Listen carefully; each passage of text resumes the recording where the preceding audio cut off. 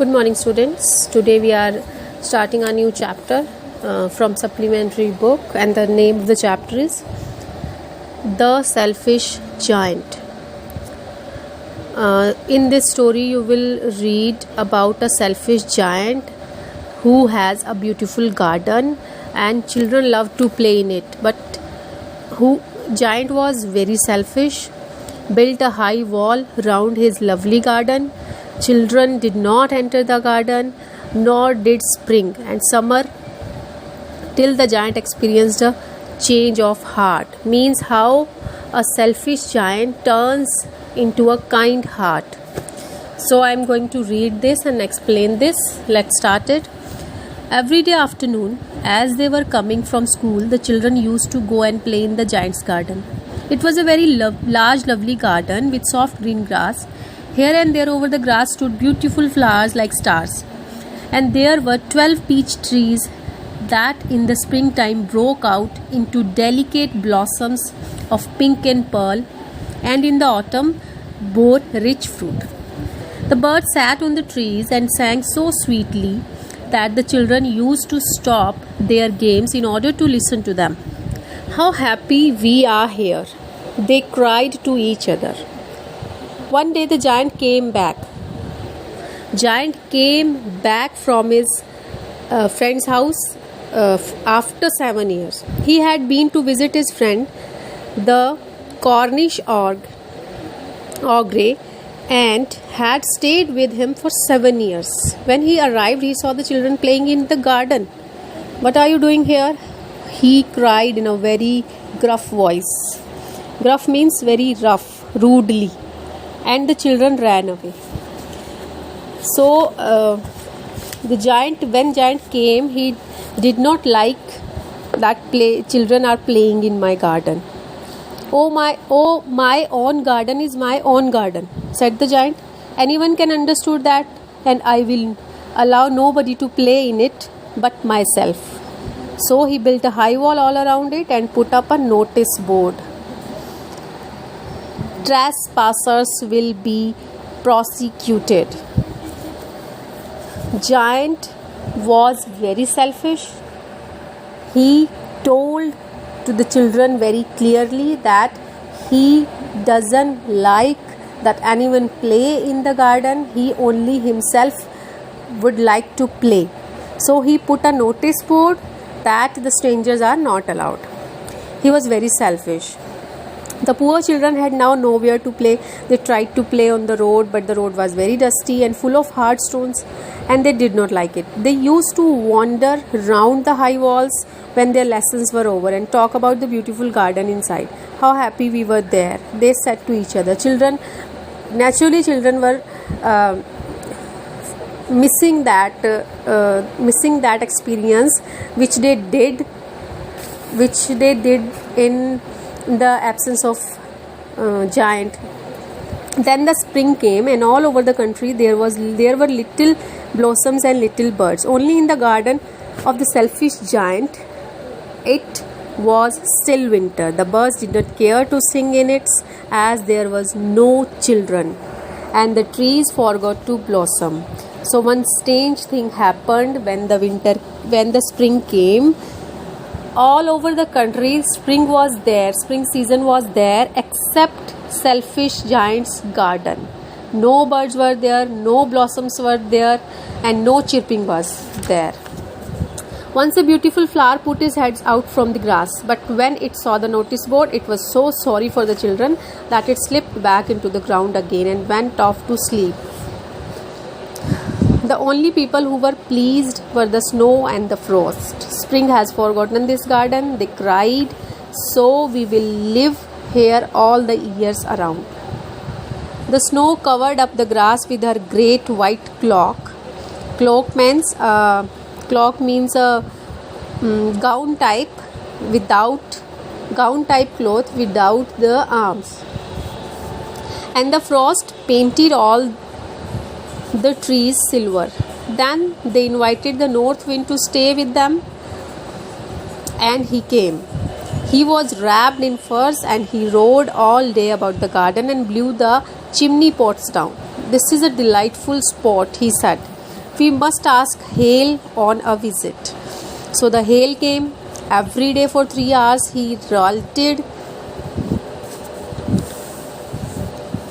every day. After 3 hours, he ralted on the roof of the castle till he broke most of the slates, and then he ran round and round the garden as fast as he could go. He was dressed in grey, and his breath was like ice. So, from this paragraph, we understood that there was no spring, but winter came very drastically, very dangerously in his garden, as it seems like winter is taking revenge. I cannot understand why the spring is so late in coming, said the selfish giant, as he sat at the window and looked out at his cold white garden. I hope there will be a change in the weather. He was thinking himself that why winter is not coming to his garden. Why spring is not coming to his garden, and why winter is there.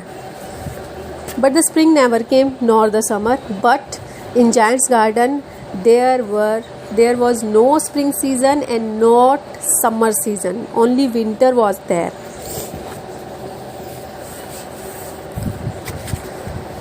The autumn gave golden fruit to every garden, but to the giant's garden she gave none. He is too selfish, she said. So it was always winter there, and the north wind and the hail and the frost and the snow danced about through the tree. One morning, the giant was laying awake in bed when he heard some lovely music. It sounded so sweet to his ears that he thought it must be the king's magicians passing by. It was really only a little linnet. Linnet means a brownish songbird, a kind of bird found in Europe. Linnet singing outside his window, but it was so long since he had heard a bird singing in his garden that it seemed to him to be the most beautiful music in the world. Then the hail stopped dancing over his head, and the north wind ceased roaring, and a delicious perfume came to his through the open casement. I believe the spring has come at last, said the giant, and he jumped out of bed and looked out. He saw most wonderful sight through a little hole in the wall.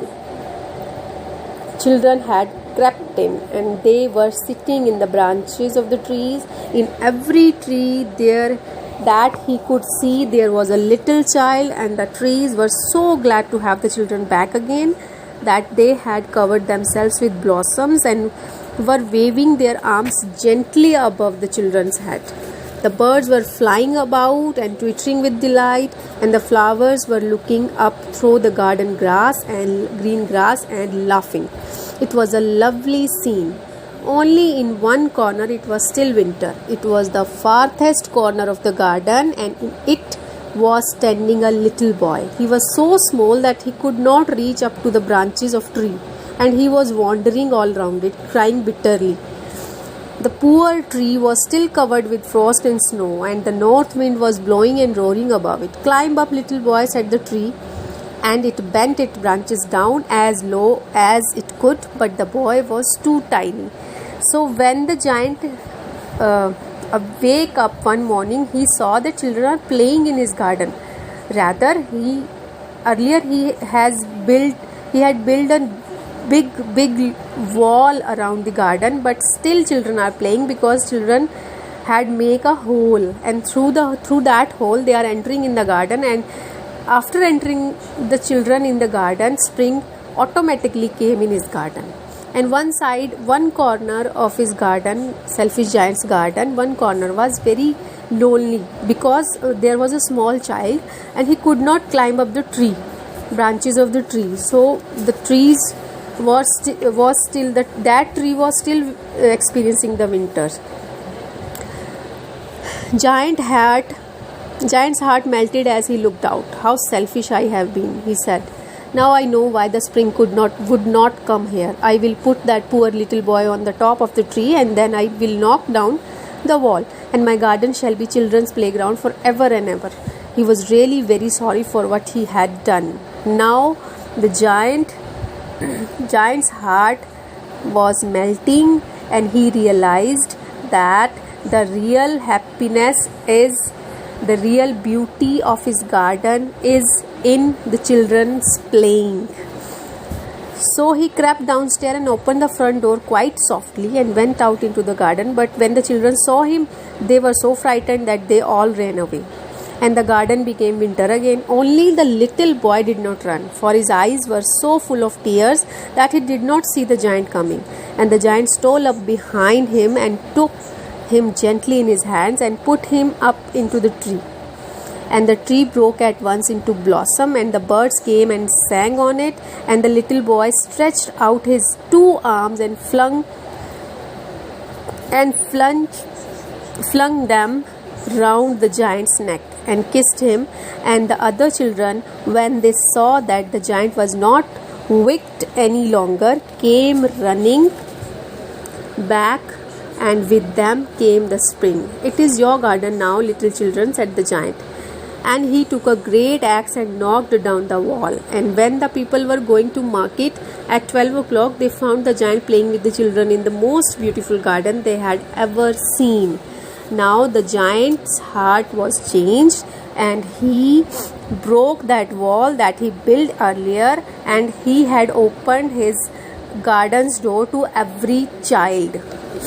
All day long they played, and in the evening they came to giant to bid him goodbye. And every day children are coming and saying goodbye after the playing to giant. "But where is your little companion?" he said. "The boy I put into tree." The giant loved him, and best because he had kissed him.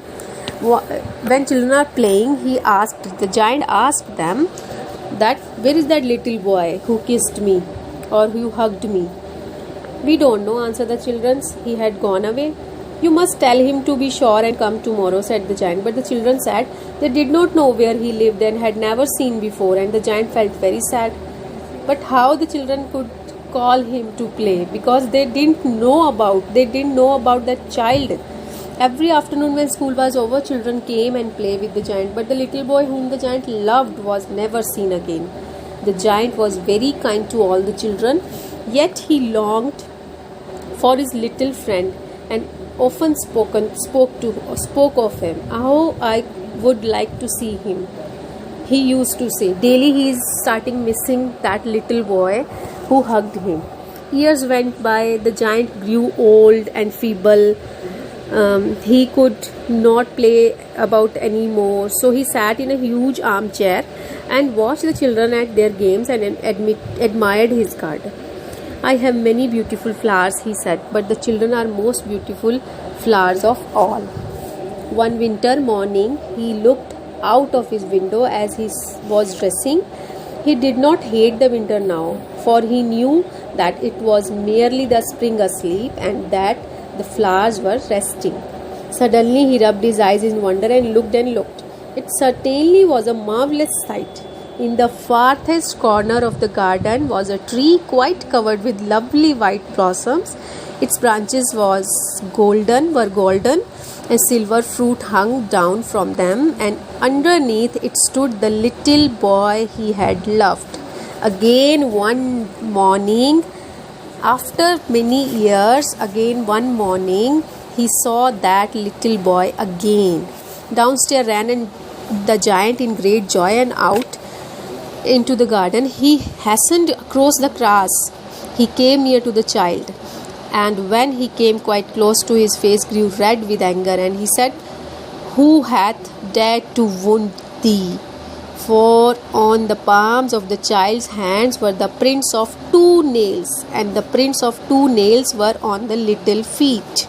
He saw that little boy had wounds on his hand's palm and on foot also. "Who hath dared to wound thee?" cried the giant. "Tell me, what I may take my big sword and slay him." The giant was very angry on seeing that nail marks on that little boy. He was saying to boy that, "Tell me, I'll cut him with the sword." "Nay," answered the child. "No," child said, "no, but these are the wounds of love." "Who art thou?" said the giant, and a strange awe fell on him, and he knelt before the little child, and the child smiled on the giant. and said to him, "You let me play once in your garden. Today you shall come with me to my garden, which is paradise." And when the children ran in that afternoon, they found the giant laying dead under the tree, all covered with white blossom.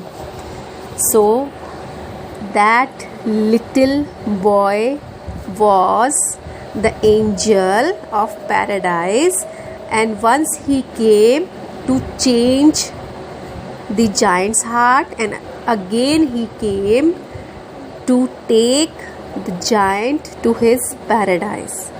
So it was a nice story by Oscar Wilde. So I have read it and explained it. I hope it will help you to understand. So go through it. Thank you.